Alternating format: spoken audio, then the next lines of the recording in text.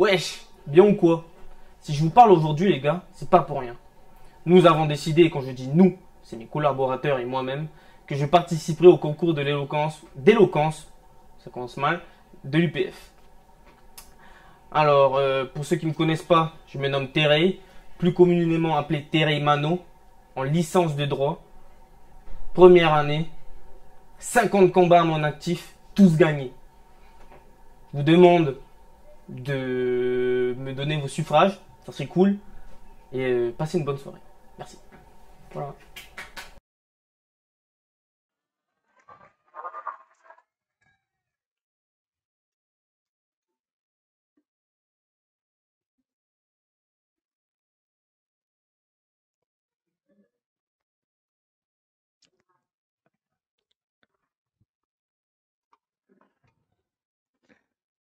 On n'est pas bien là, entre futurs médecins, futurs politiciens et futurs juristes. Notre position nous honore. Dieu sait que j'ai une vision très optimiste de notre futur à chacun. La concurrence aujourd'hui est présente. Il n'y aura pas de blague cette fois-ci.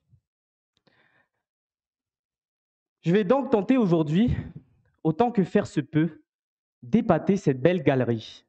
Mais quitte à être là devant vous ce soir, autant en profiter pour être vrai.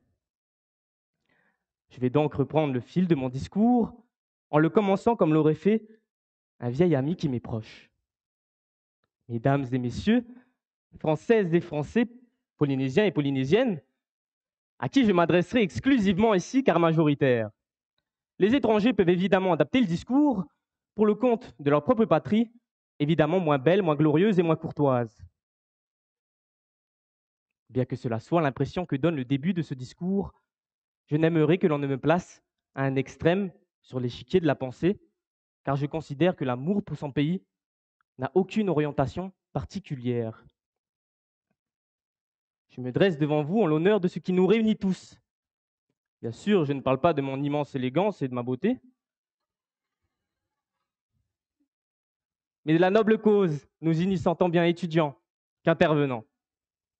Allant des médecins en herbe fiévreux jusqu'aux apprentis juristes enfiévrés, sans bien sûr oublier ceux qui n'estiment leurs études, revenant ainsi à la merci d'un monstre sans nom, Parcoursup.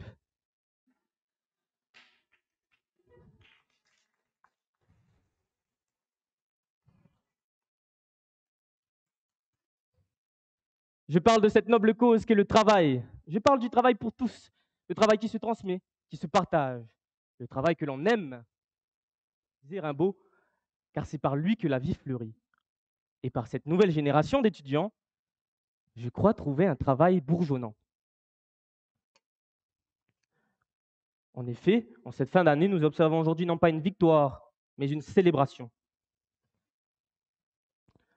symbolisant à la fois aussi bien une fin qu'un commencement, marquant un renouveau et un changement.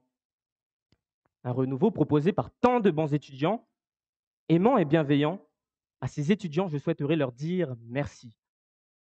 Merci à ces amis qui, comme de bons soldats, sous le soleil ou dans l'ombre, nous passâmes les cours en entier, sacrifiant parfois de longs soirs vides, mais pour mieux remplir nos matins. Non, aujourd'hui, je ne parle pas du travail maladif, n'apportant qu'angoisse et désolation. Ce travail révoltant. Révolté, la vie active nous fatigue, la vie facile nous fascine, mais j'ai l'espoir qu'un jour que le bonheur nous fasse signe.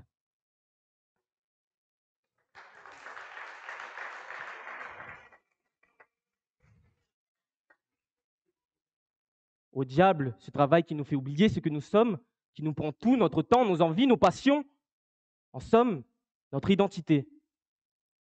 Celui qui nous fait vivre une vie que l'on ne veut pas, qui nous répugne. Quelle vie vit-on quand on n'a pas la vie qu'on veut? Qui sommes-nous lorsque l'on peut être que ce que l'on peut? Quelle est notre identité quand c'est notre travail qui nous l'a écorché? Celle que l'on ressent ou celle que l'on nous donne? Celle qui vous attribueront, c'est celle qui se traduit, par ces fameux noms de valeurs qui vous donneront. Médecin, docteur, politicien, juriste. Au diable, ces noms, tous aussi remplis de forme que vides de fond. Et ainsi, comme le disaient mes aïeux de ce concours, qu'importe les ancêtres que nous serons, que nous avons, seul compte les ancêtres que nous serons. Et même s'il va bien élevé, qu'importe si mon père est médecin, seul compte le père que je serai. Et ainsi même à notre niveau d'étudiant, qu'importe la note que j'aurai, sauf pour les étudiants LAS, seul compte l'élève que je serai.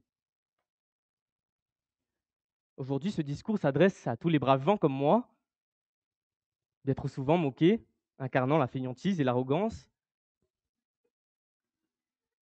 mais dont la personnalité ne s'est pas construite dans le regard de l'autre, ou encore moins dans des notes n'augmentant rien de plus qu'un piètre ego.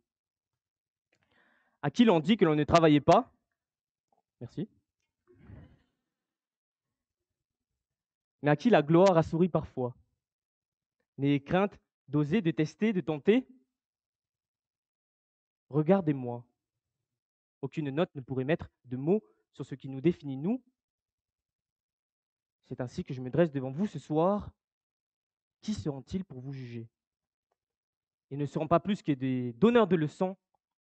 Or, nous sommes ce qu'ils ne seront jamais, des hommes d'honneur.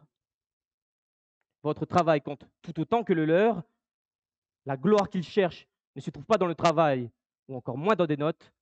La gloire, la seule et l'unique, se donne seulement à ceux qui l'ont toujours rêvé. Merci. Bravo.